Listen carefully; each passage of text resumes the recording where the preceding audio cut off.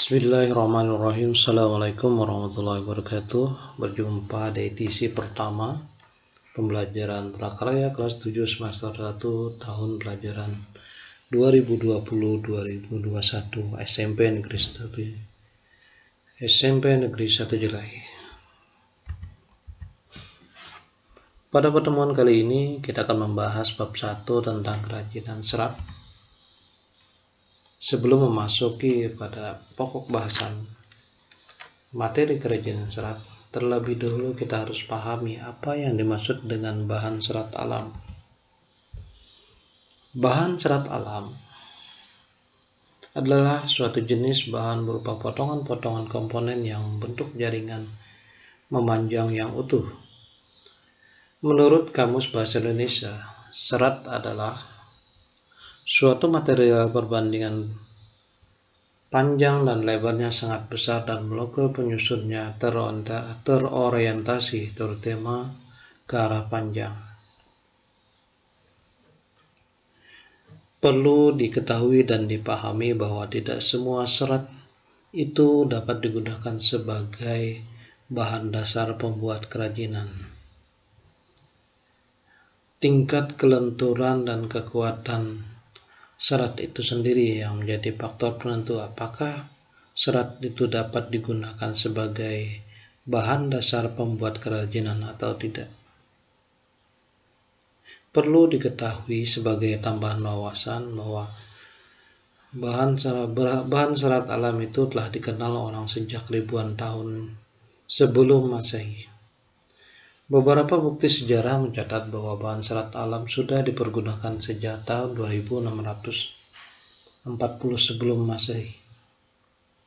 Negara yang pertama kali mengolah bahan serat alam adalah Cina. Seperti yang diketahui, Cina sejak dulu sudah menghasilkan serat sutra. Jenis dan karakteristik bahan serat. Bahan serat alam itu sendiri berasal dari alam. Dan limbah yang dihasilkan oleh serat alam itu akan mudah diuraikan apabila berada di dalam tanah. Bahan serat alam itu terbagi menjadi dua. Bagian pertama itu adalah serat yang berasal dari tumbuhan. Kemudian yang kedua, serat yang berasal dari hewan. Serat tumbuhan dibagi menjadi 4. Pertama, serat yang berasal dari biji. Contohnya kapas, kemudian randu,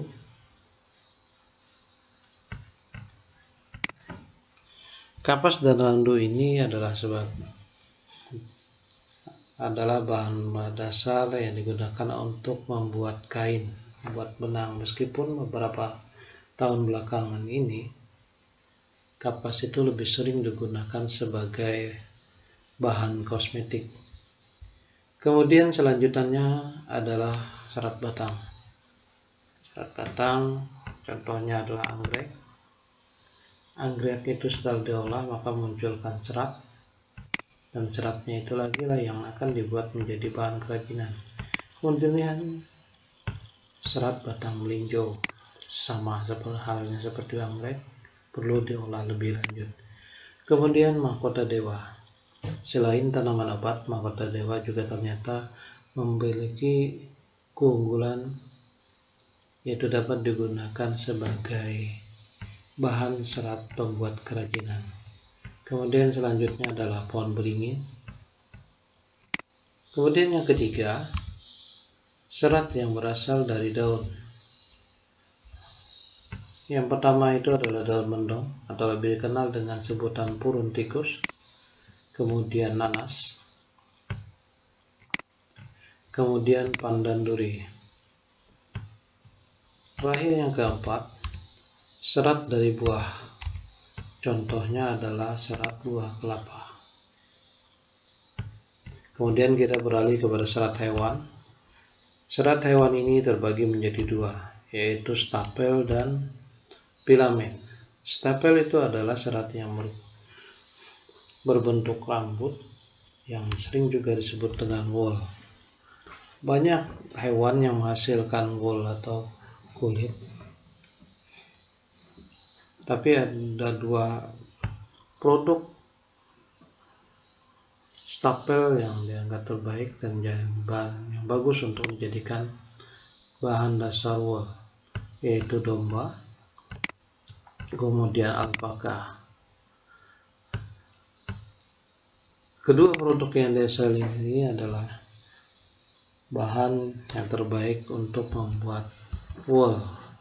Kemudian filamen adalah serat yang berbentuk jaringan-jaringan yang dihasilkan oleh ulat kepompong atau ulat sutra. Selanjutnya, langkah atau tahapan berikutnya adalah pengolahan bahan serat. Hal yang pertama yang harus dilakukan adalah pemintalan benang. Setelah serat itu terbentuk, maka dilanjutkan dengan memintal benang. Kemudian setelah benang terbentuk, maka hal yang dilakukan selanjutnya adalah penggulungan benang. Kemudian yang ketiga, setelah benang itu selesai digulung, baru dilakukan dengan tahapan berikutnya, yaitu pewarnaan benang. Kemudian yang keempat adalah menenun benang menjadi kain. Kemudian tahapan selanjutnya adalah produksi kerajinan bahan serat. Yang pertama itu menenun. Menenun itu adalah kegiatan merajut benang menjadi kain. Teknik menenun dapat digunakan untuk pembuatan produk kerajinan tapestry.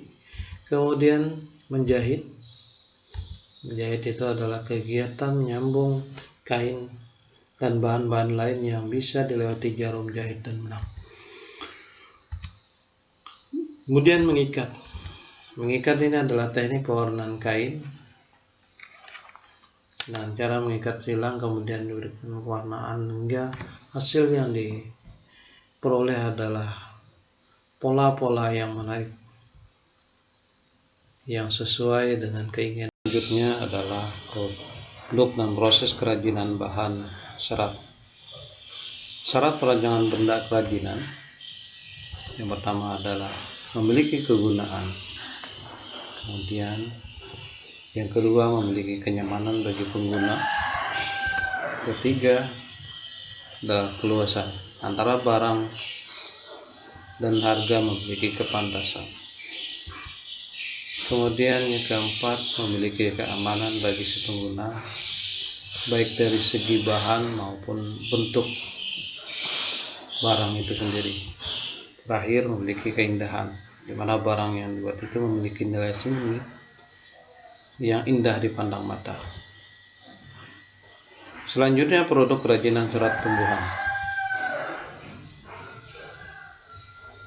Ada beberapa produk serat tumbuhan yang sering atau lazim digunakan sebagai alat untuk membuat bahan dasar pembuat kerajinan.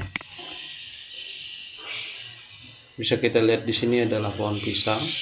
Kemudian pohon pisang setelah diolah maka akan menjadi serat, dan serat inilah yang nantinya akan dibuat menjadi bahan kerajinan, misalkan kain dan lain sebagainya. Kemudian selanjutnya adalah serat daun pandan. Serat daun pandan setelah diolah maka akan terlihat seperti yang gambar ini, dan hasil ini pula lah yang nantinya akan dibuat sebagai bahan dasar pembuat kerajinan. Kemudian contoh yang ketiga adalah serat enceng gondok. Setelah dia diolah maka hasilnya seperti ini, dan olahan enceng gondok itulah nantinya yang akan dibuat sebagai bahan kerajinan.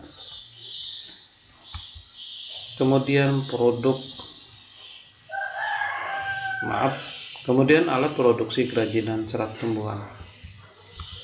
Alat dan bahan yang perlu kita siapkan adalah pertama gunting, yang kedua adalah cutter, yang ketiga adalah pisau, yang keempat adalah lem tembak, kemudian terakhir adalah jarum. Baik siswa-siswi sekalian, sekian pemaparan dari Bapak. Semoga bermanfaat dan tetap semangat belajar. Pantau terus kelas online dan simak dan kerjakan tugas seperti yang telah disampaikan oleh guru-guru. Billahi taufiq wal hidayah. Assalamualaikum warahmatullahi wabarakatuh.